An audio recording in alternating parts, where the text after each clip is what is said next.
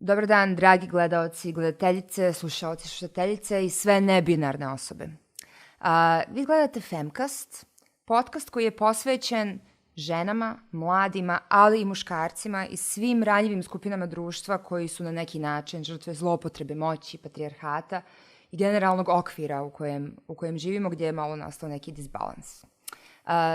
Zahvaljujući Mileni Radulović i hrabrosti nekoliko djevojaka koje su tužile svog učitelja glume Miku Aleksića za silovanje dok su bile maloljetne, otvorila se jedna Pandorina kutija i ja ne mislim da su ljudi sad napokon kao saznali da se dešava seksualno uznemiravanje i zlostavljanje, ali Milena im je pokazala da sad možeš da odvedeš svog zlostavljača pred sud i mislim da je jako puno žena i djece, ali i muškaraca bilo ohrabrano tim činom. Ono što je meni jako bitno na početku je da definišemo okvir o kojem danas razgovaramo, a to je seksualno uznemiravanje i zlostavljanje djece, pod čim ne mislim na maloljetnike isključivo. Nekako smatram da treba da proširimo taj pojam tako da uključuje i studente i studentice. Dakle, sva finansijski neovisna bića koja i dalje gledaju autoritet sa neke pozicije niže moći i u okviru toga su veoma ranjivi i mislim da treba da i nekako njih uključimo u ovu definiciju koju danas razgovaramo, a to su djeca. Ono što je meni jako također bitno na početku je da definišemo šta tačno posmatramo kao seksualno uznemiravanje i zlostavljanje. I pročitat ću jednu definiciju, zato što jako često se dešava i to vidimo u iskazima anonimnim žrtava, da im je možda trebalo da se desi ovako nešto i da im je možda trebalo jako puno vremena i informisanja da bi shvatili da su bili žrtve seksualnog uznemiravanja i zlostavljanja. Dakle, seksualno, odnosno polno uznemiravanje, kako je u zakoniku definisano, i bilo koji vid seksualnog ponašanja koji na bilo koji način utiče na to da se osoba osjeća poniženo, uvrijeđeno ili uplašeno. Tačno osjetiš taj moment kad nešto nije u redu, kad to ide preko tvojih granica. To može biti verbalno, neverbalno ili fizičko zlostavljanje. Dakle, uopšte ne mora da bude silovanje, iako to jeste neki najekstremniji slučaj. Dobacivanje, fotografisanje, snimanje bez dozvole, pokazivanje genitalija, pipkanje, grljenje, ljubljenje ili prisilno kreiranje intimnih situacija. Pozivanje na sastanak uprkos jasnim odgovorima da osoba nije zainteresovana, navaljivanje, poruke, pozivi. To su samo neki od oblika seksualnog uznemiravanja i to jeste krivično djelo pred sudovima Bosne i Hercegovine. To je najbliži oblik nekog seksualnog nasilja, ali izaziva iste posljedice kao što su strah, poniženost, uplašenost, povlačenje. I ljudi često nisu svjesni da su ga pretrpjeli zato što je toliko normalizovano u društvu, zato što će ti svi reći pusti ti to, on je takav i navikni se. Međutim, to je sve ono što intuitivno narušava naš ljudski integritet i mislim da je došlo vrijeme da počnemo takve stvari da prijavljujemo, pa će u skladu s tim onda i neki pravni okvir da nam se prilagodi. Osoba koja možda zna najviše o generalno problematici prava djece u Bosni i Hercegovini sa sad nekim kao subfokusom na seksualno uznemiravanje i zlostavljanje djece je gospođa Mirsada Bajramović, za koju sam strašno počastvovana što mi je gošća, jer je znam od kako sam bila i ja malo dijete, bile smo i komšinice, tako znam da me uvijek impresionirala nekako vaša strast prema svom poslu. I iako ste diplomirana pravnica, vi se nikad niste nešto pretjerano zapravo bavili advokaturom, koliko ja znam, nego ste se jako brzo usmjerili na zaštitu prava, ljudskih prava djece, to jest tih nekih najranjivijih skupina, sa onda posebnim fokusom i na neke još ranjivije skupine kao što su romska djeca, djeca bez roditeljskog staranja i tako dalje. Možete li nam malo ispričati koji je bio vaš put, to jest gdje vi djelujete, to je taj neki civilni sektor, čisto malo vaše iskustvo, tako da vas naši slušatelji i gledalci da vide s kim imaju posla. Hvala vam puno prije svega na pozivu. Hvala vam naravno i na pokrenutom ovakvom jednom projektu. Zaslužuje svaku vašu pažnju i čestitke. A posebno hvala na današnjoj temi koju ste odabrali, zato što je ona, nažalost, prisutna, odnosno takvi slučajevi su prisutni već godinama i vrlo izraženi u našem društvu, ali vrlo malo ima hrabrosti da neko javno progovori o ovome i da se konačno razvije jedna konstruktivna diskusija koja će uroditi plodom na način da stvorimo adekvatan zakonodavni okvir, ali sa druge strane da stvorimo i okruženje koje će prije svega podržavati žrtvu ovakvih krivičnih djela, a ne počinioca. Da, ja sam davno krenula, prije nekih 28 godina, kada je civilni sektor se tek počeo razvijati u Bosni i Hercegovini. Mi smo konkretno, radila sam prvo na poslovima, radnim zadacima, odnosno ustanovi koja je također bila vezana za djecu. To je moje prvo zaposlenje u javnoj ustanovi Obdanište naše dijete i nedugo zatim dobila sam poziv od jedne međunarodne organizacije koja u stvari radi između ostaloga na zaštiti prava djeteta, da se stvori jedna nevladina organizacija koja će nastaviti ono što su oni započeli u Bosni i Hercegovini, a to je tada bilo i ratno vrijeme, 95. godina, i koja će kroz svoje neke programske aktivnosti nastaviti da se bori za našu djecu. Ja sam tada vodila taj proces lokalizacije i tako je krenula Zemlja djece i od tog momenta, znači samog osnivanja, do danas tu sam. I ne mislim još uvijek nigdje da idem, zato što je ovaj posao onoliko koliko je težak, toliko je lijep.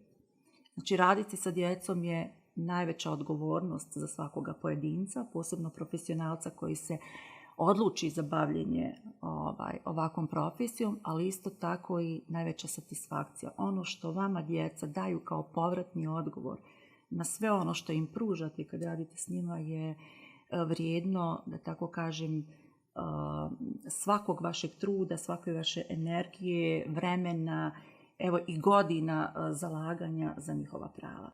I vaše zalaganje je jako vidno urodilo plodom, mislim, na svakom mogućem nivou. Ja sam i sama bila korisnica usluga organizacije Zemlja djece kroz razne kurseve, neformalno obrazovanje, kurseve koji tad nisu bili dostupni nigdje drugo u Tuzli, pa možda čak i šire. Kao ne znam, ja sam išla na bubnjeve, išla sam na ples, na jezike, mislim, stvarno sam puno tu naučila.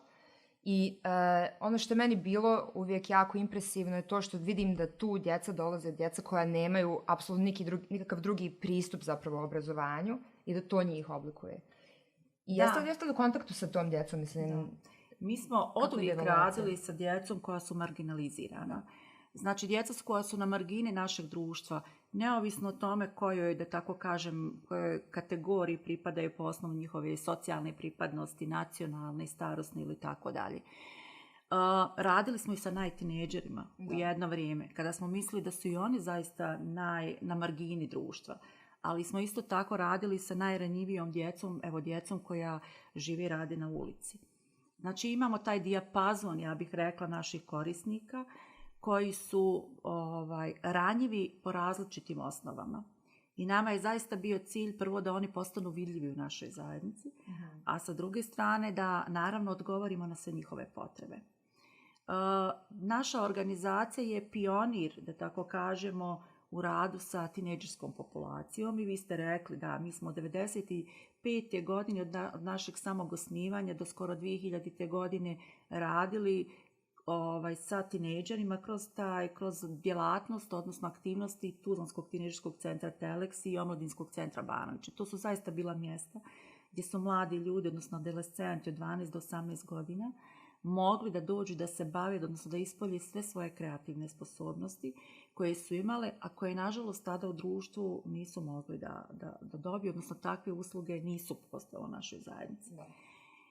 Sa druge strane, znači 2000. godine smo uočili da su djeca ulice jedna od najranjivijih kategorija. Pa smo prvi u regionu počeli da radimo sa djecom ulice. Nismo imali nikakvu metodologiju rada. Učili smo sami od sebe.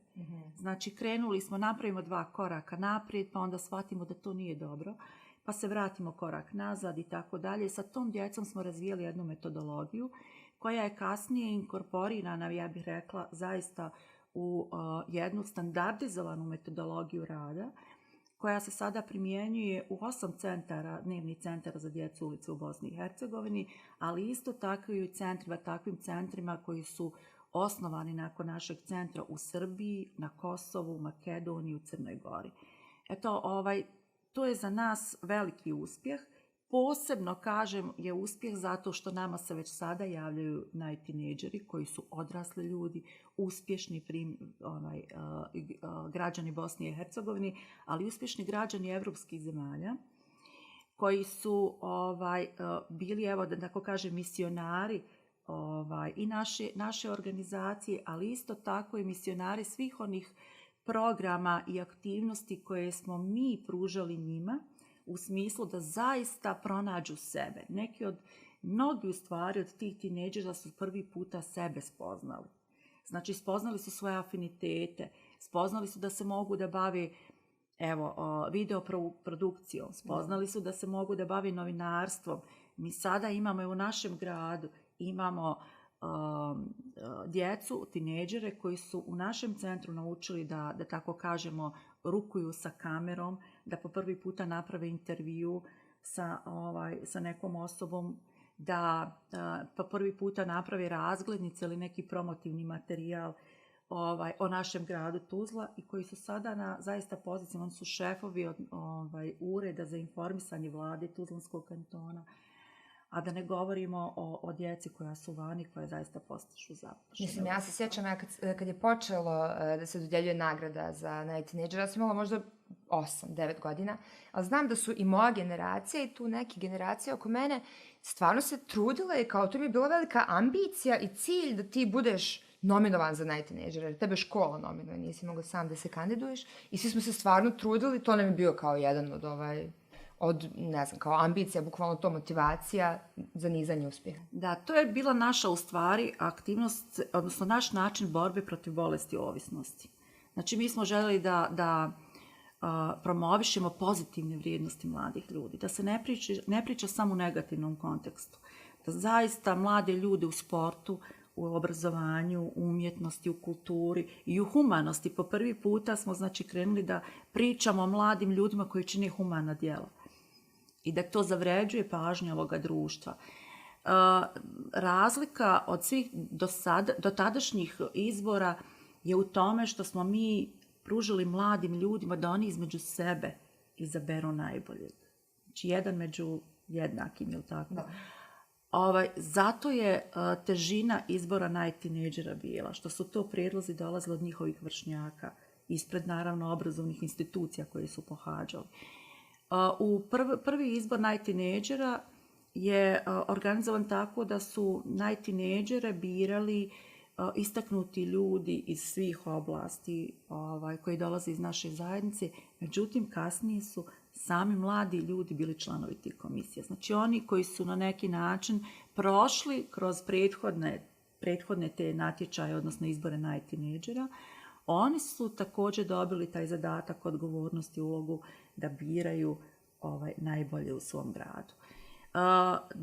Drugi važan, da tako kažem, rezultat tog projekta jeste što smo mi mobilizirali cijelu zajednicu.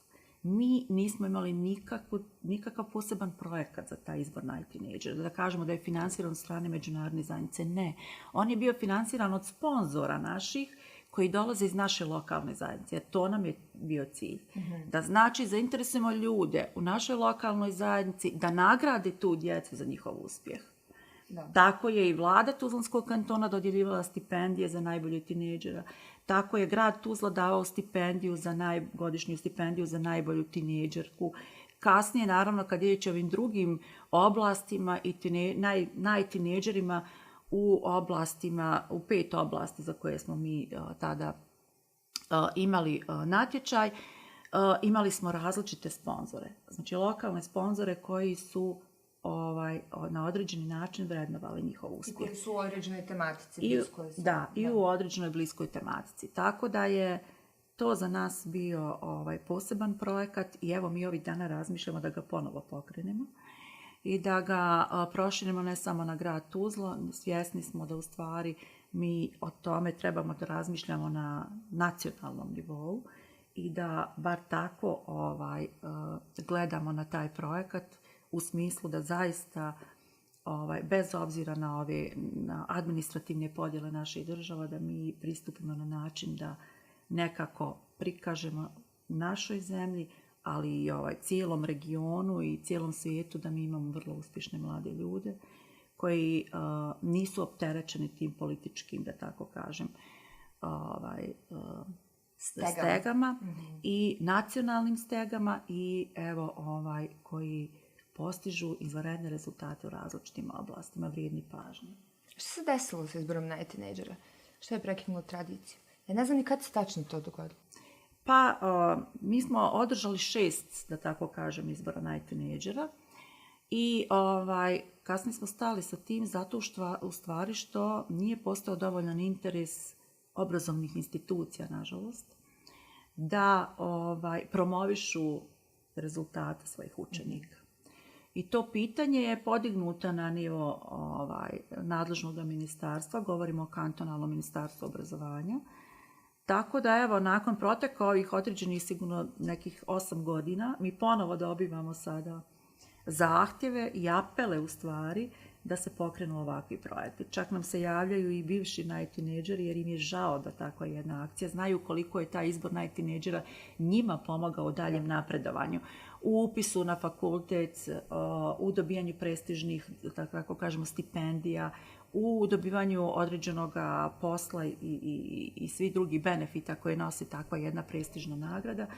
Tako da, evo, ovih dana zaista intenzivno razmišljamo da ponovo nastavimo sa izborom najtinejdžera. Pa ja ne znam ko može da ne podrži tu inicijativu. Tako, ja moram reći da je Kameleon zaista bio da je Radio Kameleon bio jedna od medijskih kuća koja je od samoga početka pratila ovu aktivnost i ne samo kad je riječ o završnoj manifestaciji, nego cijeli tok natječaja, ali isto tako i o promociji, kasnije promociji tih mladih ljudi koji su nosili tu biti da misija Kameleona je promovisati pozitivne priče, što je negdje upravo u toj sferi. Mislim, evo i sami ste rekli, mislim to svako normalno može da primijeti, da generalno vladajuće strukture, zakonodavne, opštine, vlade i tako dalje, jako rado prihvate da učestvuju na određenim projektima, ali rijetko inicijativa dolazi od njih. Čini mi se da je inicijativa koja se tiče ljudskih prava, mladih, djece, nekako nije njima na radaru, oni se više bave tim nacionalnim, očuvanjima vitalnih nacionalnih interesa, to jeste vođenjem ovog hladnog rata u Bosni i Hercegovini, a nekako se odgovornost za zaštitu svojih građana, građanki svodi na taj civilni sektor. Na koji način vi komunicirate kao civilni sektor, predstavnica civilnog sektora sa tim institucijama?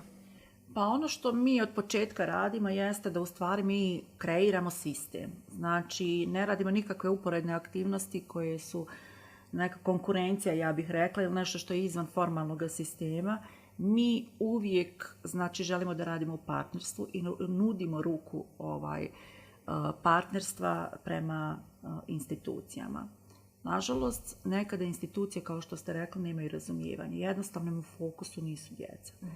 Mi apsolutno smo svjesni toga zato što djeca nisu biračko tijelo, zato što djeca upravo iz tog razloga nisu interesna sfera i političkih struktura, a naravno iz kojih se samim tim kreiraju i institucija. Nekada, naravno, u većini slučajeva za sada, institucije prihvate to partnerstvo i mi posebno kad je riječ o direktnom radu sa djecom, odnosno sa mladima, i mi već tada, znači, nekako imamo olakšan pristup i vrlo nam je u tom smislu prepuštena sloboda da u okviru i obrazovnog sistema, ali i svakog drugog sistema i sistema socijalne zaštite i tako dalje, radimo sa djecom. Međutim, kada je riječ o aktivnostima koji se tiču zagovaranja, odnosno izmjena zakonodavnog okvira i drugih pravnih propisa na nižim dole nivoima kojima se tretiraju određena prava djeteta, onda tu uvijek postoje određeni problemi. Znate, vi kad predložite određene izmjene zakona, evo kao što je slučaj primjera radi Zakon o socijalnoj zaštiti, to zaista mijenja određenu politiku koju je država, odnosno ta institucija do tada vodila. Vi ukazujete na kršenje prava djeteta i jasno dajete državi smjernice u kojem to pravcu treba da ide i način na koji treba da uradi, pozivajući se na međunarodne standarde, pozivajući se na sve one konvencije koje smo mi kao država potpisali. Da. Primjera radi, mi smo zaista aktivni u svakom procesu koji se vodi po pitanju kreiranja zakonodavnog okvira, bez obzira da li on pokrenut od strane institucije ili od strane neke druge nevladine organizacije. Želimo da damo svoj doprinos zato što imamo višegodišnje iskustvo. Ali evo primjera radi kad se pokrenula inicijativa vezano za donošenje novog zakona o zaštiti porodica sa djecom u okviru ove reforme sistema socijalne zaštite, mi smo tražili kao organizacija da se prvo djeca koja su žrtve nasilja, trgovine i svakog drugog vida eksploatacije prepoznaju kao korisnice socijalne zaštite. Ona za sada u Federaciji Bosne i Hercegovine nisu prepoznate. Znači njih nema, znači dijete koje je pretrpilo bilo koji oblik nasilja nije korisnik socijalne zaštite. Na način da su njegove potrebe prepoznate, da li kroz materijalna davanja, znači da se toj porodici, odnosno tom djetetu, finansijski pomogne u smislu savladavanja svih poteškoća i svih onih trauma koje je preživio, ali ono što je za nas još važnije jeste davanje te, da tako kažem, psihološke i svake druge vrste podrške kao korisniku socijalne zaštite. Kad vi niste vidljivi za sistem, onda to automatski znači da su vama uskraćena određena prava. Da su vam uskraćene određene usluge za koje vi u datom momentu imate potrebu, zato što ste ranjivi, zato što je nad vama neko načinio neki zločin, neko nasilje i tako dalje. Također smo, kad je riječ o tom zakonu, predložili da, primjera radi, dječji dodatak ne ovisi o redovnosti pohađanja djece obrazovnog sistema. Zato što je pravo na život, a dječji dodatak je pravo na život djeteta, na životni standard, neovisan o pravu djeteta na obrazovanje. Mi ne možemo uslovljavati ostvarivanje jednog prava djeteta sa ostvarivanjem drugoga prava. Vjerujte da je bilo potrebno, znači prošla javna rasprava, prošao je nacrt zakona, oni apsolutno nisu imali sluha za to. Tek nakon što je taj nacrt zakona predočen pred parlamentarce na jednoj široj javnoj konsultaciji na kojoj je prisustvovao institucija Ombudsmana za ljudska prava i kada smo mi zahtijevali od institucije, odnosno od predstavnika, od Ombudsmana, da se očituje po tom pitanju da li je ovo kršenje prava na način da djeca koja iz različitih razloga ne pohađaju školu, a mi znamo, mi radimo sa takvom djecom. To su djeca koja su žrtve nasilja, djeca koja su zloupotrijebljena od strane svojih roditelja, od strane trećih osoba, djeca koja zbog siromaštva ne mogu da idu u školu. I onda im još kažete, dobro, mislim, gladni ste, ne možete da idete u školu jer nemate čizmica, jer nemate šta da obučete, jer nemate način da dođete do te škole, zato što stanujete negdje na području koje je, da tako kažem, udaljeno, teritorijalno udaljeno od prve osnovne škole, koja gravitira, loša infrastruktura. Znači imali smo djece koja su morali kroz šumu da idu da bi došli do svoje škole, jer puta nije bilo. On nam kaže, znaš, ne možeš da dobiješ taj dječji dodatak da ti roditelj kupi hljeb, mlijeko ili bilo kakvu odjevni ili neki drugi predmet. Jer nisi u stanju da ispuniš te uslove. Jer ne pohađaš školu. I to je sad začarani krug. I to je jedan začarani krug koje dijete ulazi i naravno, znači, ako nije u situaciji, znači ako je dijete sa posebnim potrebama, ako dijete boli od nekih hroničnih oboljenja, zbog čega ne može da ide u školu, i tu smo imali. Mi smo kao organizacija pružali individualnu podršku djeci koja zbog različitih oboljenja ne mogu da dođu do škole. Naše škole nisu ni prilagođene sve osobama sa invaliditetom. Znači, ne može dijete čak ni da dođe do škole. I kad dođe do škole, ne može da uđe u školu, jer ulaz nije prilagođen. Onda kad uđe u školu, ne može da koristi WC, toalet. Ako da ne može da koristi nastavu razrednu nastavu gore na spratu koji je iznad, znači. I kad sve to vi uzmete u obzir, znači vi idete, dajete individualnu podršku da bi on mogao doći i vanredno polagati jednom u školu, da vanredno polaže razno, da će se reći, znaš, ne možeš ti da dobiješ taj dječji dodatak i da budeš korisnik socijalne zaštite zato što redovno ne pohađaš školu. To su strašne stvari, a znamo da nas konvencija obavezuje da svako dijete ima pravo na životni standard, koje je naravno u stanju socijalne potrebe. Tako da je stanje socijalne potrebe treba da u stvari bude odlučujući kriterij za ostvarivanje prava na dječji dodatak, a ne to da li dijete redovno pohađa školu ili ne.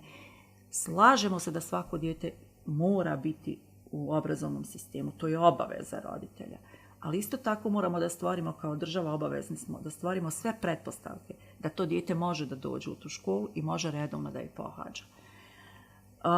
Za djecu koja redovno ne pohađaju obrazovni sistem iz razloga što su zloupotrebljene od strane svojih roditelja, znači postoje odgovarajuće mjere iz porodične zaštite. I takvu djecu trebamo da zaštitimo od takvih roditelja. Da. Znači mi moramo pružiti prvo podršku tim roditeljima na unapređenju njihovih roditeljskih kompetencija, a ako ti roditelji zaista rade na štetu svoje djece, onda postoje instrumenti, odnosno postoje sistem. Znači, kada vi izuzimate takvo dijete iz porodice, jer to nije njegov najbolji interes, nije da ostane u toj porodici koja ga eksploatiše, iskorištava i tako dalje, i da mu naravno pružite adekvatnu zaštitu unutar druge porodice, hraniteljske ili na neki drugi način. To je sličan začarani krug koji se dešava i sa seksualnim zlostavljanjem unutar porodica, gdje ti kao maloljetno lice ne možeš ni da prijaviš svoj zločin, slučaj, maltene, bez roditelja koji te zlostavljaju. Sad ti upadaš taj... Mislim, baš sam negdje pročitala, to je citat koji je možda dosta i poznat, da je država jaka koliko je jak njen najranjiviji sektor i sloj.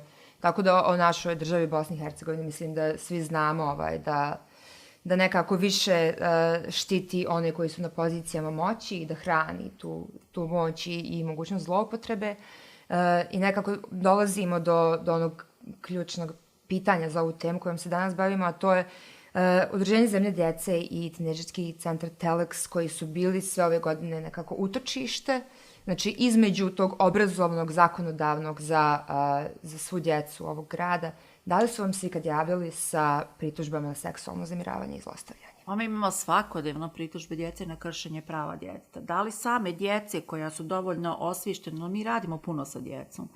I znamo da je u stvari da jedini pozitivni pomak se može dobiti ako vi osnažite samu djecu da pričaju o tome.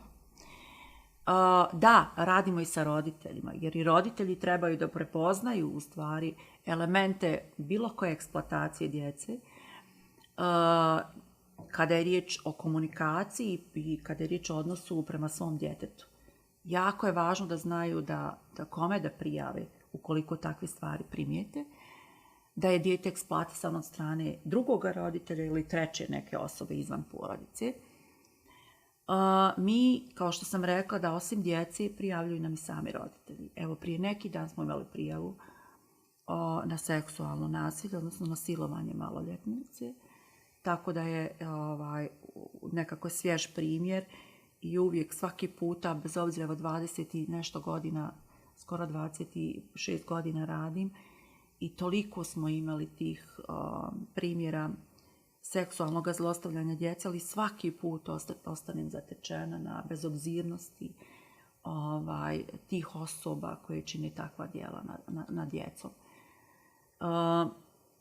Jako nam je važno da ojačamo i profesionalce, da primijete prve, da tako kažem, indikatore koji ukazuju na to da je dijete potencijalna žrtva seksualne eksploatacije. Mi, nažalost, živimo u društvu koje još ima neke, da tako kažem, patrijarhalno vaspitanje prije svega, a zatim gdje je kad je riječ uopšte o razgovoru o temi seksualnog nasilja nad djecom, to je u stvari tabu tema i za porodicu, ali i za društvo uopšte. Poremećene su nam vrijednosti i kad se progovori o takvim slučajevima, onda se fokus stavlja na žrtvu, a ne na počinioca. Mi imamo situaciju da naše društvo odmah se okrene prema žrtvi i odmah traži razloge zašto je ona seksualno zlostavljana. Bez obzira što je dijete i bez obzira što je ili je odrasla osoba. Znači sad smo u situaciji da pravimo razliku između toga je li dijete naš građanin Bosne i Hercegovine ili migrantsko dijete. Pa ako je migrantsko dijete seksualno zlostavljano, to nema veze. To nije naša stvar. A pretpostavljam da je slično i za romsku djecu. Tako je i za romsku djecu. Mi imamo veći presude, pravosnažne presude sudova u Bosni i Hercegovini koji kažu da je seksualno nasilje nad djecom koja su romske nacionalnosti dio njihove tradicije, dio njihovih običaja. To su presude, pravosnažne presude.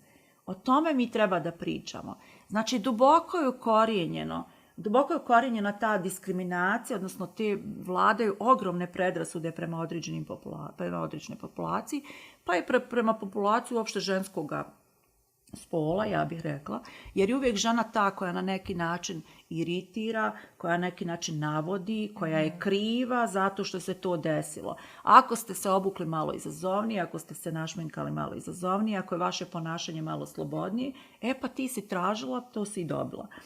Tako da je vrlo je važno da mi radimo sa našom, da tako kažem, prije svega sa našom djecom, da njih osnažimo i da ih upozorimo u stvari da im se to može desiti, da niko nije, znači, zaštićen od takve vrste nasilja, bez obzira kojoj socijalnoj strukturi pripada, da li je to romsko dijete ili dijete dobro situirajuće porodice. Također nam je važno da profesionalce, znači koji radi sa djecom, da znaju prepoznati tu ranu identifikaciju kako bi prijavili i znali kome treba prijaviti i kako bi pružili adekvatnu pomoć takvoj djeci. Mi smo radili jedno istraživanje 2014. godine kada je Bosna i Hercegovina upravo ratifikovala tu konvenciju Vijeća Europe o suzbijanju seksualnog zlostavljanja i seksualnog iskorištavanja djeci, takozvanu Lanzarote konvenciju. I željeli smo u stvari da ispitamo stavove profesionalaca, ali i stavove djece i roditelja po pitanju seksualne eksploatacije. Sa djecom i roditeljima smo radili kroz fokus grupe, a sa profesionalcima smo obavili individualne razgovore kroz strukturirane upitnike.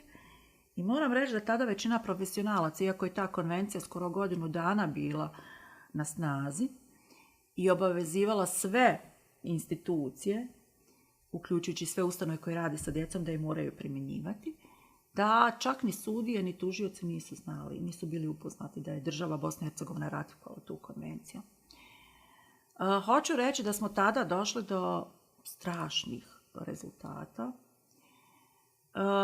Primjera radi, nama je tada jedini vještak koji je bio u Tuzlanskom kantonu, koji je na neki način preuzeo na sebe tu dužnost i obavezu da vještači u takvim krivičnim postupcima seksualnog nasilja nad djecom. Ona je tada nama rekla da se dešava da ona dijete koje je žrtva seksualnog nasilja ispituje u hodniku, odnosno razgovara s njim u hodniku, odnosno u čekaonici tužilaštva, odnosno suda. Čak sam isto čula da se često dešava da se djeca koja su žrtve seksualnog zlostavljanja opetovano ispituju i retraumatiziraju čak do 3, 4, 5 puta da moraju da ispričaju nepoznatim ljudima svoje... Tako, ja moram reći da je to zaista bilo tako prije, ali da mi imamo sada od 2014. godine na snazi je krivični zakon koji se odnosi na postupanje sa djecom u maloljetničkom krivičnom postupku, koji ograničava u skladu sa međunarodnim standardom da se jedino najviše 2 puta može obaviti intervju sa djetetom i da dijete može dati, da ne smije se desiti suočavanje djeteta u sudnici sa počiniocem i ono što je vrlo važno da dijete može, da se ta data izjava može snimiti, audio, video snimiti i kao takva prezentovati i reproducirati na sudu kao validna izjava djeteta. Međutim, meni je tada saznanje koje sam ja dobila od majke čije dijete bilo žrtva seksualnog nasilja od treće osobe, je za mene bilo pogubno, a mislim da se situacija, koliko sada vidim, jer intenzivno pratimo i imamo nove slučajeve, ništa nije promijenila, a to je da njeno dijete apsolutno nikakvu pomoć i podršku nije dobila od strane sistema. Mislim, ona i njena porodica, jer je tu apsolutno, kada se radi o nasilju nad djecom od strane treće osobe, a ne od strane nekoga unutar porodice, tu je cijela porodica u problemu, da tako kažem. Cijela porodica treba tu određenu psihosocijalnu, odnosno psihološku podršku, i da tada apsolutno nitko od institucija, nadležnih institucija, se nije njima obratio, nije im ponudio takvu vrstu podrške. Taj krivac je... Da, on je bio optužen, dijete, i ona kaže, ta njena rečenica i dalje mi, da tako kažem, zvuči u glavi, a to je da sam znala da će moje dijete proći kroz ovakav postupak i preživjeti sve ovo u krivičnom postupku, ja nikada ne bi prijavila krivično djelo. To je poražavajuće. To je poražavajuće za naš sistem. A u principu, ukoliko nastavimo ne prijavljivati, sistem nikad neće evoluirati, prilagoditi se. Jako je važno da svi uvijek kažemo, mi smo vodili jednu kampanju, šutnja nije zlato. Upravo kad se radi o seksualnom nasilju nad djecom i ženama. Da, šutnja nije zlato. Mi treba da pričamo o tome. Znači, postoje ljudi u sistemu koji će odgovoriti i pružiti vam adekvatnu podršku i pomoć.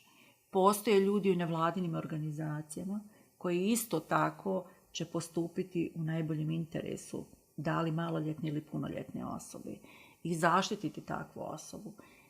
Zato kažem, mi radimo sa djecom kako bi oni dovoljno bili hrabri, prije svega na vrijeme primijetili, a zatim dovoljno bili hrabri da pričaju o tome, da prijave to svom roditelju ili svom učitelju, nastavniku, ljekaru ili bilo kojem, drugarici i tako dalje. Kažite mi, kad se prijavi, na koji način žrtva može da izgradi taj svoj slučaj? Šta je, pored iskaza, dokaz? I da li iskaz kao takav mora da ima neke svjedoke i slično? To jeste, kad odemo da prijavimo, šta nas čeka? Kako to uradimo? Ti postupci su mukotrpni. Mi moramo biti svjesni toga za žrtvu. Važno je da žrtva ispriča ono što joj se desilo. Naravno, uz podršku profesionalaca. Da li ima zastare s tim? Pa evo, zato sam u Federaciji Bosne i Hercegovine, djeca su diskriminirana u odnosu na ne samo drugi dio Bosne i Hercegovine, kad govorimo o Republici Srpskoj, nego i cijelom regionu. Jedino je Federacija administrativna jedinica koja nije uskladila svoj krivični zakon sa Lanzarote konvencijom.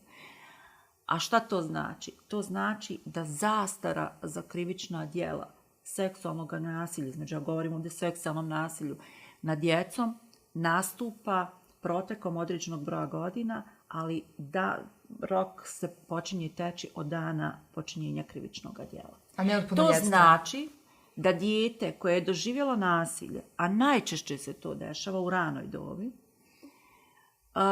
imali smo jedan slučaj u Tuzlanskom kantonu kada je dijete od godinu dana bilo žrtva seksualnog nasilja od svog rođenog oca. Znači, to dijete da želi da progovori o tome u 18. svojoj godini, apsolutno njegova izjava ne bi proizvodila nikakve pravne posljedice za počinioca. Zato što je zastarjela. I mi se borimo kao organizacija da se taj standard inkorporira u krivično zakonodavstvo. Da dijete koje je doživjelo najranijoj svojoj dobi, znači nasilje, takvu vrstu nasilja, i ukoliko je bilo sputavano, jer imate vi, nažalost, upravo kroz ovo istraživanje se pokazalo, tako su izjave i sudija bile, da i kad se pokrene krivični postupak, da dijete odustane, da tako kažem, odnosno njegov staratelj, drugi odustane, pod pritiskom bilo majke ili bilo oca, zavisno od toga ko je od drugih roditelja vršio takvo djelo, odnosno činio takvo djelo, da odustane se od takvoga, od daljega krivičnog gonjenja tog počinioca, zato što je, Bože moj, to sramota za porodicu, ako se radi o ženskom djetetu, kako će se ona udati, šta će reći svijet i tako dalje. I na osnovu svega toga, zato kažem, tim pritiskom drugog dijete povlači se, dijete odustaje i dijete, znači, na neki način preuzima na sebe svu tu bol i svu tu težinu, i i čak smatra da ako bude govorio protiv svog roditelja koji je činio takvo djelo, da će on biti krivac što će se porodica rasturiti, što će izgubiti drugoga roditelja, što će majka ili otac, ovisno o tome, biti tužan i tako dalje. I da ne bi unesrećio svoje roditelje, on ili ona, nažalost, mijenja iskaz ili povlači iskaz. Mislim, to je neki najgori scenarij. To je ali evo, želimo da kažemo da svaki slučaj seksualnog zlostavljanja djeci, ali boga mi punoljetnih osoba, je poseban i individualan. Govorimo sam za sebe. Tako da u tom kontekstu ga moramo i gledati, ali ono što je osnovno pravo svake žrtve ovakvog krivičnog djela jeste da u bilo koje doba, znači kad stekne hrabrost, kad želi da progovori o tome, da može to da kaže i da to na kraju krajeva povlači određenu krivičnu odgovornost onoga koji je to djelo učinio. Bez obzira, bilo to nakon 10 dana, nakon 10 godina, važno je da ovo društvo, odnosno država Bosna i Hercegovina na cijelom svom prostoru stvori takav zakonodavni okvir u kojima će svaka žrtva imati jednaka prava, pa između ostalog ovo pravo na nezastarijevanje krivičnog djela. Evo, u Republici Srpskoj je to zastara počinje teći od punoljetstva djeteta, mada se mi borimo kao organizacija da nema zastare za krivična djela seksualnog nasilja nad djecom, zbog toga što smatramo da su to ista krivična djela, odnosno da su posljedice takvog krivičnog djela ravne genocidu, odnosno krivičnom dijelu genocida, za koje nema zastari. Tako da želimo zaista da učinimo sve da se upravo ovakvo rješenje inkorporira u krivično zakonodavstvo. Mislim, po meni odustajanje od tužbi, zataškavanje i prebacivanje krivice na žrtvu do tog nivoa, da žrtva ponekad nije ni svjesna da je žrtva, nego nekako preuzme sve te osobine i emocije nasilnika, što je jedna kategorija koja je, mislim, već decenijski projekat dizajna svijesti i osnaživanja ranjivih grupa, ali imamo i slučajeve, i toga sam se puno načitala na ovoj stranici, nisam tražila, koja je pokrenuta nakon Radulović-Aleksić slučaja, gdje jako puno žena, većinom žena, ali i muškaraca, se javlja sa pričama iz djetinjstva gdje su bile zlostavljane, gdje su to osjetile, znači to su već godine 13, 14, 15, kad znaju šta se dešava, koje to prijave, i gdje se jako često taj počinioc vrati u porodicu, vrati u zajednicu, dobije neku minimalnu uslovnu kaznu od 2 mjeseca, nije nikad registrovan, gdje čak i znači dobiju optužbu. Iako se nekad ti procesi znaju previše razvući, pa onda ljudi znaju i tako dalje. Ali znači dobiju presudu i ta presuda im da ništa više doli možda 3 mjeseca neke uslovne kazne. Ja sam sad lupila, mislim, par tih cifri, koliko je to mjeseci, kolike su to kazne, ali kakav je sad zakon, kako je postavljen, kako se kažnjava to krivično djelo seksualnog zlostavljanja djece, a šta vi mislite da bi moglo da bude unaprijeđeno, to jest koji je tu zakonski okvir optimalan za zaštitu djeteta? Pa mi tražimo da se podignu minimalne kazne. Znači, za krivično djelo silovanja, odnosno sada predviđena je kazna minimalno od 3 godine pa nadalje. Nerijetko se dešava, mi u krivičnom zakonodavstvu imamo institut olakšavajućih okolnosti. I vi ćete imati, vidjet ćete u presudama, znači da se većina sudija poziva na te olakšavajuće okolnosti. Pa imate situaciju da je neko silovao tuđe dijete, a da se onda kao olakšavajuća okolnost navodi da je on uzoran otac svoje djece. Da nije silovao svoju djecu. Da nije, da znači uzoran je otac svoje djece, a to što je silovao neko treće dijete, odnosno drugo dijete iz neke druge porodice, to apsolutno za sud je odnosno relevantno. Pa imate olakšavajuću okolnost da je uzoran građanin, pa da nije kažnjavan. Pa kako je to olakšavajuća okolnost, sad je načinio takvo djelo, i onda nam kažete pa nije kažnjavan, pa eto prostit ćemo mu malo te kazne, znate, pa ćemo mu smanjiti. I onda sa 3 godine smanji na godinu dana, i ako vi uračunate onaj pritvor u kojem je on bio, znači vi dobijete od nekoliko mjeseci kaznu. Ako mu se izrekne kazna do godine dana, on može tu kaznu zamijeniti novčanom kaznom. Tako da neće nikako biti, što bih rekla, na odsluženju te svoje zatvorske kazne. Izvinite što vas prekidam, jako često se dešava da oni nikad ne odu u pritvor, nego da se sa slobode brane i manipulišu istragom. I kad ne odu, znači da, i ako ne odu, vrše pritisak, nažalost, na takve porodice, na takve osobe ukoliko se radi o punoljetnim osobama. I vi onda imate znači situaciju da ono apsolutno ne ode na izdržavanje te kazne, zamijeni je, plati je i sutra na ulici u oči, bez ikakvoga, da tako kažem, bez ikakvog srama, stida, poniženja i tako dalje, čak šta više, susretne se sa tom žrtvom i u stvari pokazuje da naš trenutno krivično-pravni okvir isključivo štiti počinioce, a ne žrtve. Apsolutno, i štiti, daje im vjetar u leđa, jer jednom kad mu prođe, samo se diže. To je, mi smo skoro objavili jedno pismo, otvoreno pismo Vladi Federacije, gdje smo rekli da upravo oni, zbog toga što ništa nisu uradili u vezi usklađivanja krivičnog zakonodavstva sa Lanzarotevom konvencijom, ohrabruju pedofile na činjenje ovakvih krivičnih dijela. Sjetite se samo one presude, sramne presude Općinskog suda u Tuzli, koja se odnosi na krivično djelo silovanja maloljetnice sa nepunih 14 godina, koje se desilo u sportsko-kulturnom centru Mejdan od strane 3 počinioca. Djevojčica je čak imala i određene intelektualne poteškoće. Silovanje se desilo u javnom WC-u. Znači, sve su to okolnosti, otežavajuće okolnosti za ovako jedno krivično djelo. Nažalost, trebam također naglasiti da je ta djevojčica dolazila iz nepotpune porodice. Znači, ona je dijete poginuloga borca. Nažalost, tim počiniocima, odnosno jednom od počinioca, za koju je utvrđeno da je učinio krivično djelo silovanja, je upravo izrečena kazna od 1 godinu dana, dok su ostala dvojica dobili uslovne osude. Mi smo se kao organizacija zaista frapirani takvom činjenicom, da ne govorimo o tome da je sudija bila žena,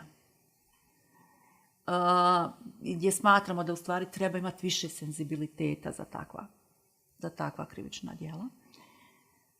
Mi smo pokrenuli cijelu, da tako kažem, akciju da bi animirali naše građanstvo, da jednom ustanemo i da kažemo da mi ne priznajemo i ne želimo da prihvatimo tako male izrečene kazne za takva krivična djela koja ostavljaju posljedice za cijeli život žrtvu. Nema te psihoterapije, nema te vrste podrške, govorim o psihosocijalnoj i svakoj drugoj podršci koja će takve rane možda bi pravda malo pomogla. Pravda bi dala samo, znači, kazna za počinioca ovog krivičnog djela je satisfakcija za žrtvu. Ja mislim da zaista pomaže. Ali isto tako i upozorenje, znači svima onima, znači koji apsolutno razmišljaju o tome da takva djela čine, da im se to ne isplati. Kazna je najjednostavniji i korektivni i preventivni metod. Tako je. Znači i generalna i specijalna prevencija. Mislimo i nama je važno da kroz kaznu jednostavno se pokaže kako društvo gleda i kakav odnos ima prema takvim krivičnim djelima. Znači, važno je, zato mi tražimo i u našem ovome zakonu koji smo u prijedlogu zakonskih rješenja koji smo uputili prema vladi i parlamentu, tražimo da se podignu te minimalne kazne, tražimo da se ukinu olakšavajuće okolnosti, znači da ih nema za krivična djela seksualnog nasilja nad djecom i naravno odraslim osobama. Također tražimo da nema amnestije i pomilovanja. Amnestije i pomilovanja za počinioca ovakvih krivičnih djela ne treba da bude. Znači, šta se dešava? Svako može biti u situaciji da zloupotrebi svoju političku funkciju i da onda kroz taj institut amnestije i pomilovanja na način da ga zloupotrebi, amnestira počinioce, pedofile i najgore, da tako kažem, počinioce najgorih krivičnih djela. Mi također tražimo da se podigne starosna dob za dobrovoljni, da tako kažem, pod navodnicima, za dobrovoljno stupanje u seksualne odnose. Mi imamo najnižu starosnu dob, To je 14 godina. U regionu uopšte. Republika Srpska je podigla na 15 godina, zemlje u regionu su podigle na 16 i više. Znači, kako je moguće da naše društvo, odnosno naša država, smatra da dijete sa 14 godina sposobno da rasuđuje o tome, odnosno o posljedicama čina takvog jednog krivičnog djela. Jer znate što radi pedofili? Znači, mami djecu, vrbuju ih na različite načine. To su djeca koja su u toj, da tako kažem, adolescentnoj dobi, kada se kod njih počinju da razvijaju i pojačane su te emocije prema drugome polu. I pedofili to vrlo vješto koriste. Prvo ih na neki način mame kroz različite pristupe, na način da im, kad je riječ o ranjivim skupinama, na način da im kupuju određene stvari, znači kao vrijednosti određene, da ih obasipaju ljubavlju tamo ako nema u porodici, znate, takvu ljubav u okviru porodice ne doživljava da im pruže tu ljubav. Znači, emotivno koriste njihove emocije i emotivno sklapaju tu emotivnu, da tako kažem, vezu sa njima i onda i seksualno iskorištavaju. Mi smo imali slučajeve da je čovjek od 60 godina seksualno zloupotrijebio djevojčicu od 14 godina i mjesec dana. I taj proces nije, odnosno taj slučaj nije procesuiran zato što je djevojčica izjavila da je dobrovoljno stupila u seksualne odnose sa njim, a mi smo duboko svjesni, znači postoji sve činjenice i dokazi da to nije tako bilo.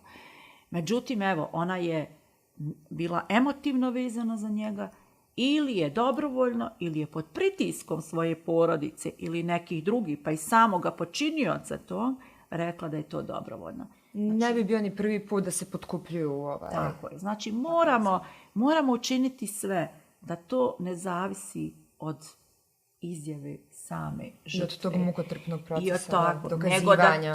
Nego da to, i mi se u procesu krivičnog gonjenja, odnosno dokazivanja takvog jednog slučaja, ne trebamo samo da isključivo cijelu našu, da tako kažem, cijeli naš postupak zasnivamo na izjavi samoj žrtvi. Moramo da skupljamo i druge činjenice i druge dokaze. Ali opet je taj iskaz je vrlo važan. Izjava je ta, da jer to je nasilje se dešava u nekim zatvorenim tako je. Važno je da pričaju o tome. Ali to, ako budemo se oslonili samo na izjavu o osobi, mislim da je to neozbiljno i da mi kao profesionalci u pravosuđu, govorimo pogotovo o tužiocima, policiji prije svega o tužiocima, znači moramo da sagledamo sve druge činjenice i prikupimo sve druge dokaze da nam slučaj ne bi pao. I da žrtva ne bi dobila razočarenje, znate, u sistem i sve. Koji su to potencijalni dokazi? Šta može da bude dokaz? Pa, mislim, postoje mnogi načini, znači, da mi prikupimo određene dokaze. Ako se krivično djelo prijavilo protekom nekog vremena od samoga čina tog krivičnog, od same radnje koja je načinjena na štetu te žrtve, onda, nažalost, ne možemo u tom momentu ni izvršiti, da tako kažem, zdravstveni pregled pa utvrditi da je bilo nasilni spolni odnošaj ili neka druga spolna radnja. Ali ono što možemo jeste da se sprovode posebne istražne radnje, da se prikupe neke druge činjenice i dokazi od tih poruka, od tih svjedoka, od tih, da tako kažemo, svih drugih materijalnih dokaza koji nam mogu ukazati na to da je to bilo. I ono što primijetim sad u slučaju Milene Radulović i ostalih djevojaka je to da je za njihov slučaj jako bitna ta izgradnja karaktera kroz razna svjedočanstva. Čak i ljudi koji nisu bili zlostavljani, ali čisto da se izgradi ta ličnost jednog zlostavljača i gdje onda ti kroz razne psihološka vještačenja možeš da se povežeš sa tom mrežom i tom, mislim, malo onako sociopatskom ili psihopatskom inteligencijom koju ti počinitelji često imaju. Mislim, ono što je najmalicioznije u vezi zlostavljanja, seksualnog uznemiravanja je to što je to jako rijetko, onako neko te sreo na cesti i samo te ščepo, nego to su mreže ucjenjivanja, prisile, manipulacije, toplo-hladno. I to zna da traje godinama, zna da bude repetitivno. I sad ono što mene u svemu tome, mislim, možda najviše čudi, ok, nekako smo apsolvirali to da Bosna i Hercegovina nije pretirano bila investirana u zaštitu djece i mladih, kao ni žena i muškaraca od seksualnog uznemiravanja i zlostavljanja, ali baš svaka država, pa eto i entitet Republike Srpske, ima taj registar pedofila. To je neka baza. To je možda čak i u praksi ne toliko ni kvalitetan neki pristup rješavanju, ali to mora da postoji. Mi nemamo registar pedofila. Mora da postoji. Mi kad dolazimo, da tako kažem, naseljavamo se u određenu ulicu, kako je to u svijetu. Znači, mi trebamo da imamo mogućnost da provjerimo i da znamo da li u toj ulici živi pedofil, znate? Da li tu živi osoba koja je pravosnažno osuđena za takvo krivično djelo, da bi mi znali kako da zaštitimo naše dijete, odnosno svoje dijete. Tako da je taj registar je vrlo važan. Važan je i za poslodavce, oni koji angažuju, da tako kažemo, osobe za rad sa djecom. Meni je vrlo važno da ja kao poslodavac mogu da provjerim, bez obzira da li on bio u radnom odnosu ili bio angažovan kao volonter u mojoj organizaciji. Ja moram provjeriti, ja imam obavezu da provjerim da li je ta osoba pravosnažno osuđena za takvo jedno krivično djelo. Da li ona može raditi, posebno zbog toga što u Federaciji Bosne i Hercegovine, opet kažem, za razliku od cijelog okruženja izvan Federacije Bosne i Hercegovine i užeg i šireg, mi još uvijek nemamo sigurnosnu mjeru, znači u krivičnom zakonodavstvu, koja se izriče pravosnažno osuđenom počiniocu ovakvog krivičnog djela, uz naravno onu osnovnu kaznu, a to je da ne može da se bavi bilo kakvim zanimanjem ili da vrši bilo kakvu djelatnost koja ima veze sa djecom. Znači, samo u slučaju ukoliko je takvo krivično djelo učinjeno, znači, u njegovom, da tako kažem, unutar njegove profesije, ukoliko je vezana za djecu. Znači, ako je neko sada radio, kao govorimo sada, kao trgovac, i načinio je, mislim samo kao primjer, i načinio je krivično djelo seksualnog zlostavljanja nad djecom, i nakon odsluženja kazne, on može da otvori sebi sportski klub, dramsko udruženje, govorimo sa plesni studio, nevladinu organizaciju, može da se zaposli nakon proteka određenog vremena i brisanja iz evidencije, iz krivične evidencije, i da se zaposli u javnoj ustanovi da radi sa djecom. Znači, to naš krivično zakonodavstvo sve omogućava. I mi se zato borimo da se uvijek kad je riječ o ovakvim krivičnim djelima, uz osnovnu kaznu izriče sigurnosna mjera. A to je da ne može više da se bavi uopšte bilo kakvim pozivom ili djelatnošću koja ima veze sa djecom. Jer je to bolest koja je neizlečiva. Ljudi koji čine ovakva krivična djela su bolesni. I zato je važna ta, da tako kažem, evidencija o počiniocima, odnosno o pedofilima i počiniocima ovakvih krivičnih djela. I mi evo, kroz naš, opet mi kažemo, i naš prijedlog zakona koji je otišao prema parlamentu i vladi upravo između ostalog uključuje i kreiranje ove baze. Za kreiranje ove evidencije, odnosno baze, potrebno je napraviti određene izmjene u krivičnom zakonu, ali je također potrebno kasnije donijeti poseban zakon koji će jasno definisati kako ta evidencija treba da izgleda i ko može u stvari dobiti podatke iz te evidencije. Mnogi se pozivaju, kažu, na zaštitu ljudskih prava, na zaštitu privatnosti. Počinioca ovakvih krivičnih djela ta evidencija naravno neće biti javna, ali svakako je da svi oni koji imaju interes da provjere takve informacije, vezano zbog toga što radi sa djecom ili za djecu, moraju ih i dobiti. To je vrlo važno i ono što je važno da naglasimo, ničije privatno, da tako kažem, ljudsko pravo, individualno, moje ne može biti iznad ljudskih prava, da tako kažem, društva. Tako da, jer sve od onog momenta kad vaše ljudsko pravo na privatnost, gledajući ovdje, ugrožava sigurnost drugoga, onda se vi ne možete pozivati na vaše ljudsko pravo. Tako da... Mislim, taj registar pedofila nije ništa revolucionarno, dapače. U Makedoniji je uveden prije više od 10 godina, u Republici Srpskoj 2018.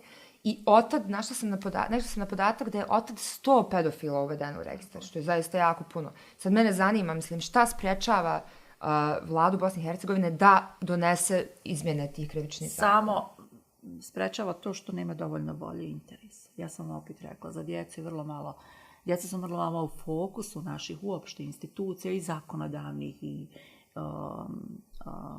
institucionalnih, tako da mi se zaista, evo u našem otvornom pismu rekli smo da za izmjene krivičnog zakonodavstva ne trebaju nikakva financijska sredstva, ne trebaju nikakvi dodatni resursi. Znači, treba samo dobra volja. Jer često kad vidimo, kad god predlažemo određene izmjene, odmah pitaju koliko to košta. Evo, ovo ne košta ništa. Ovo košta samo dobre volje. Da. Ja ne mogu da shvatim, znači, da kako ti političari ne shvataju, odnosno oni koji su donosioci odluka, koji imaju moć tu da donose takvu odluku, kako ne shvataju da se to sutra može desiti njihovoj kćerki, njihovom sinu, njihovoj sestri, supruzi, djevojci, majci i tako dalje. Znači, niko od nas nije amnestiran, da tako kažem, i zaštićen od ovakvog krivičnog djela. Sutra nam se, bez obzira koliko god mi znali, kako god se mi, da tako kažemo, ponašali i tako dalje, mi možemo sutra, već danas biti žrtva ovakvog djela. Jedan od komentara na grupi Nisam tražila mi je bio baš frapantan, a to je da na jednom od fakulteta prozvanih u Tuzli je bio taj slučaj da su profesori zlostavljači dolazili u studentsku službu, provjeravali koja studentkinja nema oca i onda ih na taj način targetovali. Što je dosta prisutno, meni se čini, u Bosni i Hercegovini, ali evo imamo slučaj upravo ovaj sad u Beogradu gdje su to zaista privilegovane mlade žene, uspješne zvijezde i opet, mislim, ništa ih nije spasilo i to od najgoreg oblika, znači opetovanog silovanja maloljetnice. Ono što se isto na toj grupi, evo kad sam već na tu temu, je dosta prozvalo i spomenulo su te neke tuzlanske visokoškolske institucije. Univerzitet u Tuzli se nije oglasio, što sad ja mogu da sa nekog moralnog, etičkog stanovišta osuđujem ili ne. Ali ono što mene zanima, možda vi imate tu informaciju, da li su visokoškolske ustanove dužne prijaviti ukoliko dobiju anonimne prijave i koja je tu njihova odgovornost? Znači, gdje je ta punoljetnost njihovih štićenika, da tako kažem, dovodi do konfuzije čija je sad odgovornost da prijavi? Gdje opet, kažem, po nekoj mojoj definiciji, to su i dalje djeca, oni su i dalje neovisni finansijski i u neku ruku su na odgovornosti te visokoškolske ustanove. Da vam kažem, mene prvo pratila sam također u Facebook stranici, prvo me zaprepastilo to što se nažalost sada već javljaju neki profesori sa univerziteta koji, evo, odmah, znači bez na neki način čekanja potvrde od nadležnih organa, da li se to desilo ili ne, znači već traže opravdanje u tome i već na neki način krivicu svaljuju na te djevojke, odnosno studentice mlade, na način da govore da su to studentice koje nisu učile, koje nisu mogle da polože ispit, koje i sad se kao svete. I sad se kao na neki način svete tim profesorima. Znači, to je vrlo loša poruka studentima, odnosno studenticama. Ne samo ovima koji su prijavili, nego svima onima koji su, da tako kažem, doživjele, a još uvijek šute o tome. Da. Mislim da svaki krivični zakon obavezuje svakoga građanina da prijavi krivično djelo za koje postoji sumnja da je načinjeno. Znači, ako ima sumnju, dovoljna je sumnja da je načinjeno određeno krivično djelo, dužan je da to prijavi. Zavisnosti od toga, znači, na organima, što se kaže, sigurnosti, odnosno tužilaštvu, je da to dokazuje da li je to krivično djelo zaista bilo ili nije. Ako se radi o punoljetnoj žrtvi, naravno, to će zavisiti i od same žrtve koja je doživjela takvo krivično djelo. Jedan dio tog opravdanja je bio da su to anonimne prijave i da kao takve ne mogu biti gonjene. Međutim, evo, opet se vraćam na ovaj za sad uspješan slučaj gonjenja seksualnog zlostavljanja u Beogradu, gdje su od njih sad 26, ali prvobitno 5 ili 6, samo 2 izašle javno imenom i prezimenom, a ostale žrtve anonimno, apsolutno legitimno prijavile. Svaka anonimna prijava bi se trebala provjeriti. Znači, bez obzira da li ona bila anonimna ili, da tako kažem, imenovana, gdje je poznat onaj ko podnosi takvu prijavu, ona se mora provjeriti. Znači, dužnost... Pogotovo ako se isto ime ponavlja. Tako, dužnost znači naših organa, istražnih organa, jeste da to provjeri. Pogotovo kad znamo o kakvom krivičnom djelu je riječ i da se nažalost još uvijek nema, da nažalost jer zbog cjelokupne ove situacije uopšte položaja žrtve i u krivičnom postupku, ali samim tim i kasnije nakon krivičnog postupka ukazuje na to da nemamo sistem koji ohrabruje na prijavljivanje i da su žrtve nerijetko u situaciji da razmišljaju da li će prijaviti ili ne. Iz tog razloga mi anonimnu prijavu svaku trebamo ozbiljno da uzmemo razmatranje. Jer i ona zahtjeva mnogo hrabrosti. Da uzmemo razmatranje i da je provjerimo. Znači, univerzitet je, po mom mišljenju, a tako nalaže zakon, treba u stvari da provede internu proceduru, da u stvari provjeri šta se to dešava, da preduzme sve mjere kako bi došao do određenih činjenica i dokaza i da prije svega spelje ljagu sa svog univerziteta, odnosno sa fakulteta konkretnog i da kaže da provjerili smo, izvršili smo i internu istragu i utvrdili smo to i to i to i to, da tog nije postojalo, da se radilo o tome i tome i tako dalje. I naravno da traže od istražnih organa da to provjeri. Vi kao svaki rukovodilac bi trebao da postupi na taj način. Da, nego, nažalost, dešava se da smo mi sve više u situaciji, pogotovo kad se radi o javnim ustanovama, da opovrgavamo takve stvari. To se desilo i u Domu za djecu bez roditeljskog staranja. Da, to sam isto čula. Svi znate za slučaj seksualnog zlostavljanja djevojčice od 9 godina od strane starijih svojih vršnjaka. 16 godina, ali tako, znači to je već... 16 i 17 godina. Govorimo o vršnjaka, mislim na dječju populaciju, to su bili mlađi, odnosno stariji maloljetnici po našem krivičnom zakonodavstvu, jer naše krivično zakonodavstvo još uvijek dijete ne gleda kao dijete do 18 godina. I kada je djevojčica tek prijavila, ako je 6 mjeseci govorila svojim vaspitačima, sa koji su bili zaduženi da vode brigu o njoj, ona je rekla to svojoj drugarici koja je rekla učiteljici, tako se slučaj otkrio. Ja sam razgovarala sa postupajućim tada sudijom u tom krivičnom postupku koji mi je rekao to što se toj maloj desilo, to je ravno genocidu. Kroz kakve je ona strahote prošla. 6 mjeseci je trpila seksualno nasilje. Zamislite kad vi u osobi od povjerenja, to je vaš vaspitač, znači vi ste dijete bez roditelja, to je vaš vaspitač, vi samo gledate u njega kao u roditelja svog, kaže šuti, nemoj o tome nikome govoriti.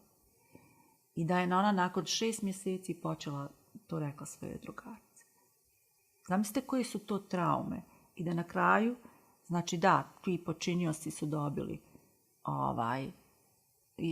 određenu kaznu, ali ono što nas posebno brine jeste da su nažalost kroz prvo prvostepeni, a zatim drugostepeni sud i kasnije apelaciju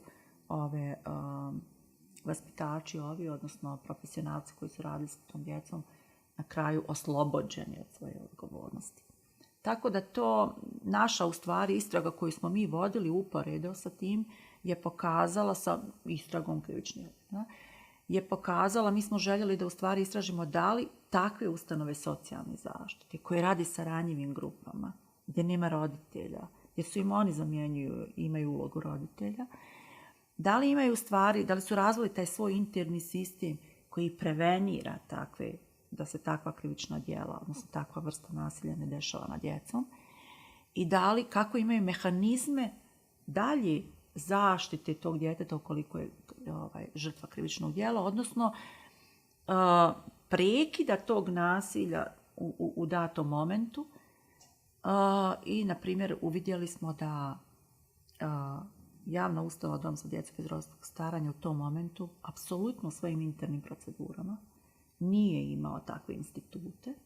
I šta se dešavalo? Dešavalo se da te osobe su cijelo vrijeme, dok je trajao krivični postupak, a on je trajao godinama, da su radile u toj ustanovi. kakvu poruku mi šaljemo djeci drugoj? Znači, apsolutno da kaže, ne isplati se pričati, jer evo, oni radi sa nama, znate. Mislim, ja razumijem presumpciju nevinosti i apsolutno je to okej.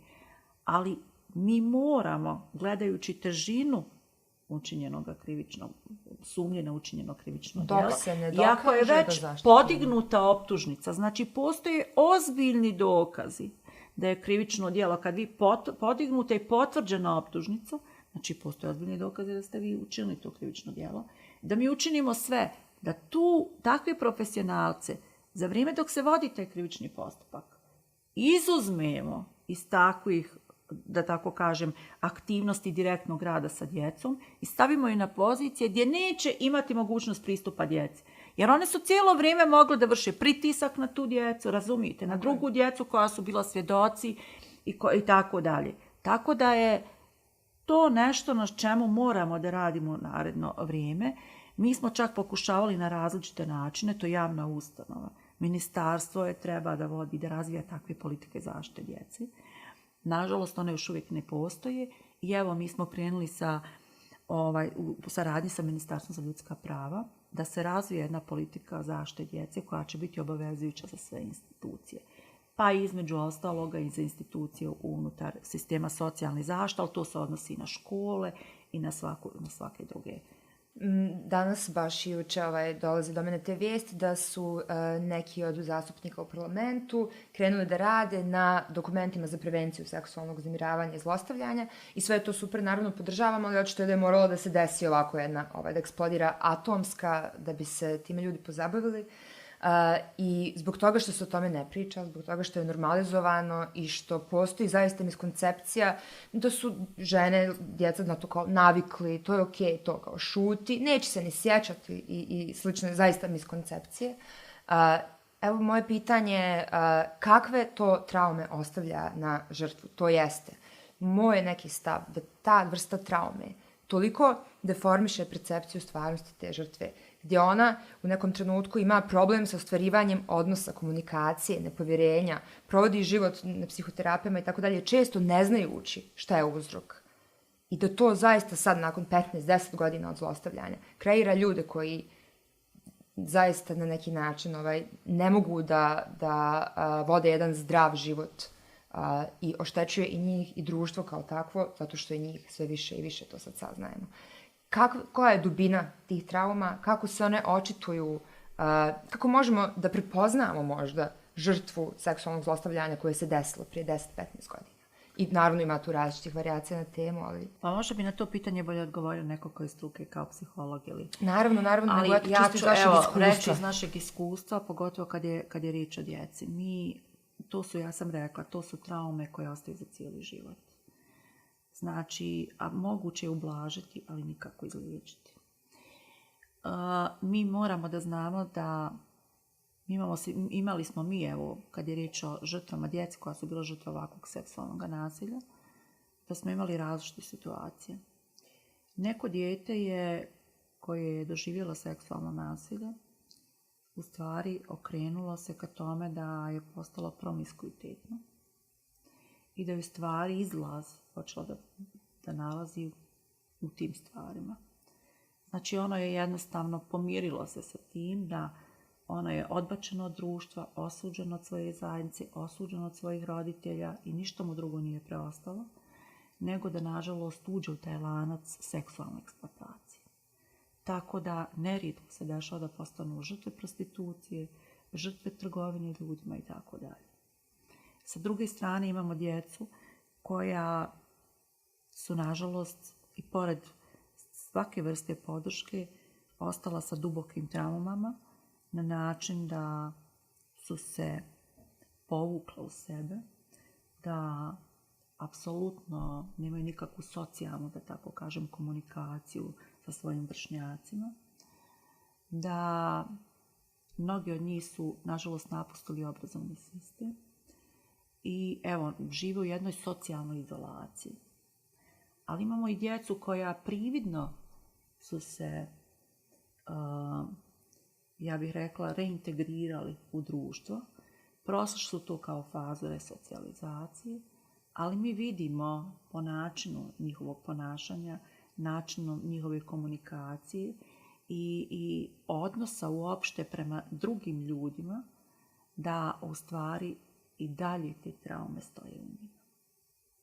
Tako da je dovoljno da samo se pojavi neki okidač sljedeći koji će sve to ponovo izbaciti van i onda je upitno, ja bih rekla, ne samo zdravlje djeteta, nego i život djeteta. Znači, bilo je djece koja su imala suicidne misli i koja su jedino rješenje vidjeli u tome da okončaju svoj život. Ja pritom moram da napomenem da uopšte ne moraju da budu žrtve silovanja. Ne. Niti bilo kakvog invazivnog zlostavljanja fizičkog, nego čak i jednokratno, a pogotovo višestruko ponavljano uznemiravanje seksualno zaista dovodi do ozbiljnih trauma. Ja ću vam samo reći da je dovoljan samo jedna radnja, odnosno jedan čin tog seksualnog nasilja. Znači, to podrazumijeva, znači, kad je riječ o djeci, da vas ne samo neko fizički, da tako kažem, iskorištava, nego da vas iskorištava i imamo sad posebno ovo seksualna krivična djela, seksualnog nasilja u digitalnom okruženju, koja su o čemu trebamo stalno da pričamo, jer živimo sad u ovoj online, ja bih rekla, komunikaciji. Da, dječja pornografija je bukvalno tržište koje raste. I to je tržište koje raste i to je vrlo organizovani kriminal i svako dijete može da postane žrtva. Bukvalno je na tacni u tom digitalnom okruženju stavljeno ovim pedofilima i tako, da tako kažem, takvo nasilje, udaljeno nasilje, gdje nema tog fizičkog kontakta, ostavlja ogromne posljedice na dijete. Evo, za kraj, približavamo se, nekim zaključicima. Po meni su neke od najbitnijih stavki to registar pedofila i čitav taj krivični zakon koji ga okružuje. To je samo početak. To je bukvalno nulta tačka, po meni, može neko da se ne složi. Mislim da je puno veći projekat koji treba sebi da zadamo, to mijenjanje percepcije društva. Jer evo, imali smo ovaj slučaj prije par godina s ovim imamom iz Gluhe Bukovice, koji je pravosnažno osuđen za seksualno uznemiravanje djevojčice, nakon naravno mukotrpnog suđenja, prebacivanja krivice na politiku, stranke, kontra vjera, ovo ono, gdje je njega društvo, čitava zajednica, u toj maloj zajednici, i čitava islamska zajednica Bosne i Hercegovine podržala. I na taj način dala jedan jasan znak svim žrtvama da ni ne pomišljaju u biti da prijave, da će samo biti ismijane u principu.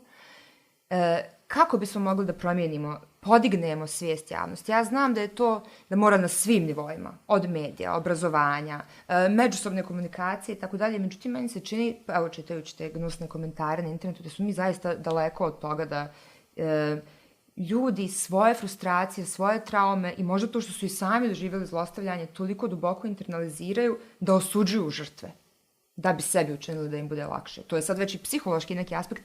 Kako bismo to mogli, vi imate iskustva, ja verovatno malo idem previše i široko, koji su neki konkretni koraci kako podići svijest ljudi, da to osude i da svi kao društvo dignemo hajku na zlostavljače i seksualne, ali i generalno bilo kakvo nasilje nad djecom, gdje uključujem i studente. Ja ću vam prvo reći da taj slučaj nije sam u Bosni i Hercegovini, imamo masu tih slučajeva. Sjeću se samo slučaja u Višegradu koji je bio, kad je riječ o silovanju i spolnom odnošaju sa djevojčicom, a počinitelj je bio nastavnik fizičke kulture, gdje je u stvari nakon krivičnog postupka je djevojčica, cijela ta porodica, bila primorana da napusti mjesto svog prebivališta, zato što je ona bila na neki način osuđena od strane društva, da je ona kriva zato što je lažno optužila tog nastavnika fizičke kulture koji je bio divan, krasan, volio je djecu i tako dalje. Uzoran roditelj i sve te stvari. Znači, dešava se to svaki dan, možemo reći, u Bosni i Hercegovini i zato moramo uvijek kažem, fokus staviti na žrtvu i na podršci žrtvu. Ali isto tako moramo vršiti pritisak da pravosudni organi rade svoj posao. I da za koji ih plaćamo. Tako je. Oni su ti koji trebaju da sprovedu istragu i da kažu da li je to bilo krivično djelo, da li je učinjeno krivično djelo ili ne. Bez obzira na to, mi moramo pružiti, bez obzira šta odlučio pravosudni sistem, mi žrtvi koja je priznala da je bila, dala izjavu i priznala da je bila žrtva seksualnog nasilja, moramo pružiti svu vrstu podrške bez obzira na ishod krivičnog postupka. Znači da postoji određeni problem i da takva osoba zaslužuje našu pažnju i svaku vrstu podrške. A kad govorite o tome šta bi trebali da uradimo, mnogo toga bi trebali da uradimo. Apsolutno se slažem, znači da ono što čemu trebamo da radimo, lako je promijeniti zakonodavni okvir. Evo, ako ima volje, promijenit ćemo ga, što se kaže, u danu. Ali je svijest ljudi teško promijeniti. Puno zakona je već i na snazi, ali se ne implementiraju. Ako hoćemo da ih tumačimo, ako pogotovo kad je riječ o djeci, u najboljem interesu djeteta, onda mi imamo potpuno slobodu. Čak i u onim situacijama kad nam zakonodavni okvir nije usklađen sa međunarodnim standardom. Mi se možemo pozvati na međunarodni standard i donijeti odluku koja je najboljem interesu djeteta. Znači, to nas ne ograničava ako želimo i imamo volju. A kad ste rekli o tome, ono mi stalno insistiramo i zaista o tome stalno pričamo, jeste. Prije svega da kroz obrazovni sistem radimo sa djecom. Znači, to je jedini način da nove generacije koje sada dolazimo, mi na neki način izgradimo u smislu da zaista znaju šta je seksualno nasilje, koji su to uzroci, koji su to posljedice. Da nisu oni krivi. Da oni nisu krivi, znači da nije žrtva kriva zato što je. I da nisu sami. I naravno da postoji sistem koji će ih zaštiti. Znači, paralelno se mora raditi sa sistemom, ali je važno da mi u sistemu obrazovanja apsolutno ne govorimo ništa. Koje je mjesto gdje svako dijete može dobiti takvu informaciju? Govorimo dijete, pa i mladi čovjek i u srednjoj školi, pa kasnije na fakultetu, naravno. To je u obrazovnom sistemu. Ako kažemo da je osnovna škola obavezna za sve, tamo gdje dijete trpi nasilje u porodici, takvu vrstu podrške i takvu informacije ne može dobiti. Dobit će je u obrazovnom sistemu. I dijete koje ima podršku u porodici, i dijete koje nema podršku u porodici, i dijete koje nema porodice uopšte, dobit će je tu. I da tako kažem, te teme trebaju biti dio obaveznog nastavnog plana i programa. Ja znam za jako puno slučajeva kroz u zadnjih 15 godina prijava seksualnog uznemiravanja na Tuzlanskim univerzitetima koje dekanati bukvalno samo onako disolviraju i zataškaju. Da li bi mogle žrtve da se obrate direktno policiji i da li tamo idu na faktor sreće koji ih dočeka i koliko je osoba tu osviještena i ima senzibilitet ka takvim stvarima? Svima građani moraju da znaju, građanke, znači da imaju više mogućnosti da prijave to nasilje. Kad osjetite da netko nije blagovremeno reagovao i pravovaljano reagovao na vašu izjavu, bila ona anonimna ili bila ona, da tako kažem, sa naznačenim imenom i prezimenom, važno je da znate da postoje i neki drugi, da tako kažem, subjekti koji vama mogu pomoći u cijelom tom sistemu. Tu su naravno predstavnici, prije svega govorimo o sistemu, znači sistem zaštite. Znači, ako ste prijavili to dekanatu, prijavite to i policiji. Dovoljno je da prijavite, policija će to istražiti. Prijavite to tužilaštvu direktno, možete to da uradite. Ali isto tako možete da uradite i na vladinoj organizaciji. Mi imamo zaista, kad je riječ o Tuzli, imamo zaista dobre nevladine organizacije koje rade na ovim poljima zaštite, prevencije i zaštite žrtava svih oblika nasilja. Znači, prijavite i sigurni smo da ćete na taj način, ono što je za nas važna poruka, da kažemo žrtvama niste sami. Dobit ćete saveznika, odnosno prijatelja, u smislu da vam pruži svaku vrstu podrške. Kad je riječ o pravnoj vrsti podrške, znači i o tome na koji način i kako možete da prijavite. ali sa druge strane dobit ćete i podršku u smislu daljeg toka cijeloga postupka tog. Znači, neko će biti sa vama, pružit će vam ruku i daće vam sve moguće savjete, da li oni pravni ili psihosocijalni ili neki drugi koji su u skladu sa vašim. Na kraju krajeva, jako često počinioci tih zločina nemaju samo jednu žrtvu, već su razgranali svoje mreže i putem tih prijava se žrtve mogu ujediniti, učiniti svoj slučaj jačim pred sudom. Tako je. Mirsada, ja sam se kroz ovaj razgovor i potresla i naučila dosta toga. Ja se nadam da će ovo da čuje što više ljudi. Ne da bi vi i ja se eksponirale na bilo koji način, nego zato što mislim da je jako, jako bitno da kao društvo razumijemo šta se dešava i da je jako moguće da naša djeca su žrtve, ali ne znamo, da ni oni to ne znaju, jer prosto teze su potpuno poremećeno postavljene. Ja sam za kraj pripremila audio izjavu jedne od 5 djevojaka koje su prijavile Miku Aleksića, ali ona je svjedok oštećeni, znači nije tužbenik, međutim nije ni bitno.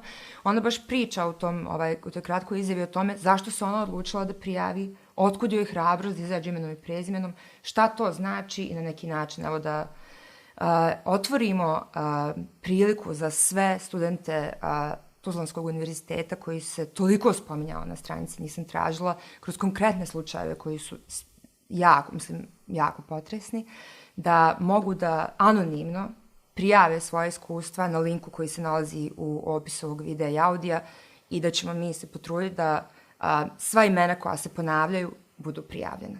Naći ćemo način da pomognemo žrtvama, jer ovo mi se više ne smije šutiti. Bukvalno je brutalno. Ako šutimo, saučesnici smo u zločinu. Tako je. Tako da a ničija nije do zore gorila i ti svi koji zloupotrebljavaju svoju moć će da padnu. Tako je. Moramo biti svjesni naše odgovornosti, govorimo kao građanske, ali moramo imati tu ljudsku odgovornost prema sebi i svojim oko sebe. Tako da svaka šutnja na ovakve zločine znači da ste saučesnici u zločinu i ako ste u situaciji da pomognete žrtvi, znači dajte sve od sebe. Ako niste, dovoljno je da potražite nekoga ko može. Dovoljno je i da ste neutralni i da ne ostavljate komentare koji dodatno demorališu žrtvu i stvaraju taj drugi, treći krug zlostavljanja. Hvala vam na ovom razgovoru. Hvala vama i želim vam sve najbolje. Naravno i pozdravljam vaše slušaoce i gledaoce. I evo, želim za kraj da kažem da svi zajedno, ukoliko budemo na neki način udružili naše i snage i energiju, možemo svijet da promijenimo. Prema tome, šta je to krivični jedan zakon i šta je to u stvari taj, da tako kažem, ta društvena svijest uopšte o ovim zločinima spram cijeloga svijeta. Znači, snaga je u brojkama. Tako je, vrlo malo nam je potrebno, bez obzira na to pozivanje neovisnosti suda i tako dalje. Neovisni su sve do onog momenta dok ne krše zaista ljudska prava žrtve, odnosno oštećene, ali mi nakon izrečenih presuda možemo da javno govorimo da su one sramne ili da ističemo pozitivne primjere kako bi ohrabrili druge sudije i druge tužioce da podižu ovakve optužnice. A ima ih puno u regionu. A ima ih puno u regionu i da na takav način, kao što su ti primjeri dobre prakse, u stvari odlučuju i presuđuju u takvim ključnim postupcima. Pa to je super zaključak. Zaista, da možemo da promijenimo stvari, da trebamo da mijenjamo stvari, da su zakoni, uvjerenja. Mi se gadimo riječi propaganda, ali kada treba da je koristimo, da zaštitimo najranjivije članove našeg društva kao što su djeca, tad ne treba da se gadimo i tako. Ja sam Andreja Tešanović, vi ste gledali Femcast i vidimo se uskoro. Bitno mi je da se razjasni da ja nisam njega prijavila, tačnije da ja nisam jedna od ovih 5 devojaka koje su ga inicijalno prijavile, zato što moj slučaj je bio benigan u tom smislu da ja nisam mogla sa tim što se meni desilo da ga prijavim, iako sam znala naravno da to što se meni desilo također je vrlo neprijatno. Tako da ja sam njoj više bila tu podrška i neko ko je želao da podeli svoj deo priče, zato što smatram da ona je tad kad je izašla bila jedina sa nekim kao imenom i prezimenom koja je rekla nešto tako što je svima bilo mind blowing i ja sam samo, pošto se meni desilo to sa njim, taj dijalog, ako može tako da se nazove, i ne samo meni, već još nekoliko devojaka koje znam. Ja sam želela da podelim tu priču onako što detaljnije i da formulišem ta pitanja koje meni postavljaju, zato što sam želela u stvari da dam neki širi kontekst njenoj priči, a i zato što ja nisam javna ličnost, jer sam videla odmah da su krenuli da je napadaju na konto toga da je ona glumica i da ona ima neki benefit od ovoga, što je takav bullshit. A ja sam prosto, niko u tom svetu i nemam cilj da se eksponiram. Nemam ništa od eksponiranja u tom smislu, tako da sam prosto želela da podelim tu priču i više da dam ljudima kao, eto, mene je pitao ovako pitanje, pa sad vi vidite ako je neko sposoban da postavlja takva pitanje nekome koji ima 16 godina, postoji velika verovatnoća da je sposoban i da uradi mnogo gore stvari. Prvo to da ja nisam ta koje su ga inicijalno prijavile, već da sam ja naknadno otišla i dala izjavu, koja je isto važno za ceo slučaj i u policiji prepričala ovo što mi se desilo.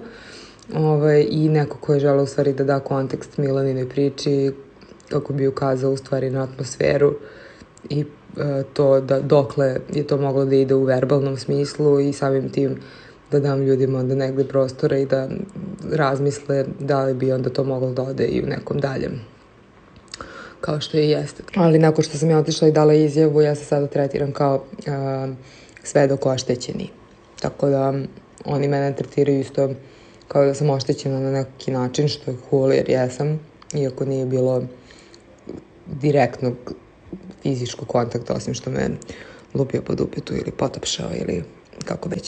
I takođe Milena je ta koja je napravila cijelu tu strukturu sa inspektorima, advokatima i tako dalje i onda je me zamolila da odem u policiju da dam izjavu, što sam ja onda je uradila.